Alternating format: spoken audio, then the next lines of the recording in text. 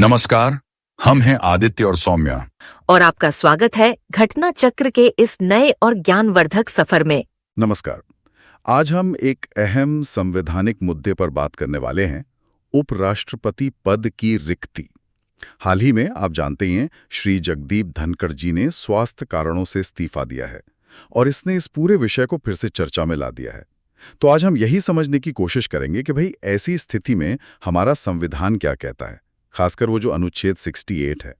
और हाँ, एक सवाल जो अक्सर दिमाग में आता है, अगर उपराष्ट्रपति का पद खाली हो जाए तो उसे कितनी जल्दी भरा जाना चाहिए?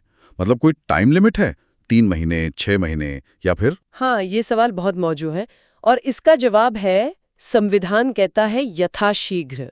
मतलब जितनी जल्दी हो सके। कोई 3 या 6 महीने जैसी तय समय सीमा वो आकस्मिक रिक्ति के लिए नहीं दी गई है। अच्छा, यथाशीघ्र। ये सुनने में थोड़ा मतलब क्लियर कट नहीं लगता है ना? हाँ, कह सकते हैं। देखिए, अनुच्छेद 68 जो है वो 2 तरह की स्थितियों में फर्क करता है। एक तो है जब उपराष्ट्रपति का सामान्य कार्यकाल पूरा हो रहा हो। हाँ, तब तो साफ है कि चुनाव कार्यकाल खत्म होने से पहले ही करवाना है। ठीक है।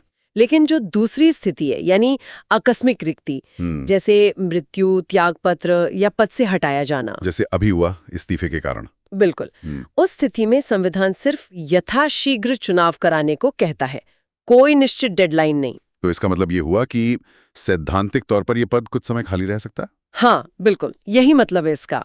संविधान ऐसी कोई मजबूरी नहीं डालता कि तुरंत कोई आ ही जाए। और ये जो श्री धनखड़ जी का स्वास्थ्य कारणों से इस्तीफा है, ये अपने आप में कितनी आम बात है? मतलब पहले हुआ है ऐसा? नहीं, ये काफी दुर्लभ है। जहां तक मेरी जानकारी है, वे शायद पहले उपराष्ट्रपति हैं जिन्होंने स्वास्थ्य कारणों से इस्तीफा दिया है। तो ये स्थिति इस संवैधानिक पहलू को और भी ज्यादा सामने ले आती है। सही कहा। अच्छा, इसी से जुड़ा एक और सवाल मन में आता है। उपराष्ट्रपति की नियुक्ति और उनको हटाने की प्रक्रिया, क्या वो राष्ट्रपति जैसी ही है या उसमें भी कुछ फर्क है? नहीं, उसमें भी काफी महत्वपूर्ण अंतर है।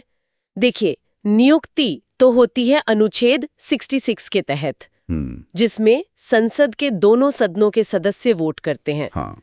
लेकिन हटाने के लिए वो जो महाभियोग शब्द हम राष्ट्रपति के लिए सुनते हैं, हाँ, इम्पीचमेंट। हाँ, वो प्रक्रिया उपराष्ट्रपति के लिए नहीं है। अच्छा, तो फिर कैसे हटाया जाता है? उसके लिए राज्यसभा को अपने तत्कालीन यानी उस समय के जितने सदस्य हैं उनके बहुमत से एक प्रस्ताव पास करना होता है। ओके, सिर्फ राज्यसभा? नहीं, राज्यसभा प्रस्ताव पास करती है और फिर लोकसभा को उससे सहमत होना होता है, बस। मतलब राष्ट्रपति वाले महाभियोग से प्रक्रिया थोड़ी अलग और कह सकते हैं कि सरल है। अच्छा, ये एक अहम अंतर है। हाँ, और एक और बात, राष्ट्रपति पद की रिक्ति के नियम अलग हैं। वो अनुच्छेद 62 में है। जैसे राष्ट्रपति का पद अगर खाली होता है तो उसे 6 महीने के अंदर भरना जरूरी होता है।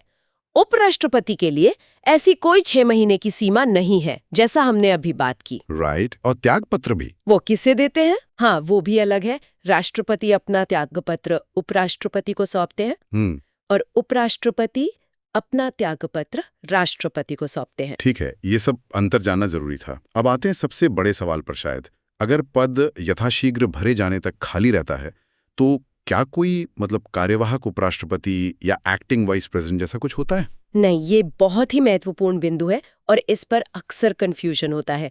भारतीय संविधान में कार्यवाहक उपराष्ट्रपति का कोई भी प्रावधान नहीं है, जीरो। बिल्कुल भी नहीं? बिल्कुल नहीं।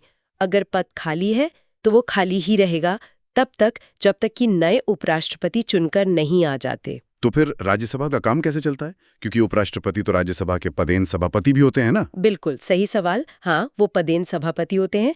देखिए, जब उपराष्ट्रपति का पद खाली होता है तो उस दौरान राज्यसभा के जो उपसभापति होते हैं यानी डेप्यूटी चेयरमैन, हाँ, डेप्यूटी चेयरमैन, वो सभा की कार्यवाही का संचालन करते हैं, सारा काम वही देखते हैं, तो सदन का काम नहीं रुकता। अच्छा, तो मतलब सदन चलता रहता है उपसभापति के अंडर? हाँ, सदन की कार्यवाही चलती रहती है, बस सभापति की कुर्सी खाली रहती है। समझ गया। तो अगर हम पूरी बात को समेटें तो मुख्य बातें ये हैं। उपराष्ट्रपति पद अगर अचानक खाली हो तो संविधान कोई तय समय सीमा नहीं देता कि कब तक भरना है, बस यथाशीघ्र कहता है। सही। और दूसरी बड़ी बात, हमारे सिस्टम में कोई कार्यवाहक उपराष्ट्रपति नहीं होता। पद खाली मतलब खाली। एकदम सही। और राज्यसभा का काम तब उपसभापति संभालते हैं। बिल्कुल। और यहीं पर शायद हम अपने सुनने वालों के लिए एक सवाल छोड़ सकते हैं, ये देखते हुए कि भाई पद भरने की कोई सख्त टाइमलाइन नहीं है और कोई एक्टिंग व्यवस्था भी नहीं है।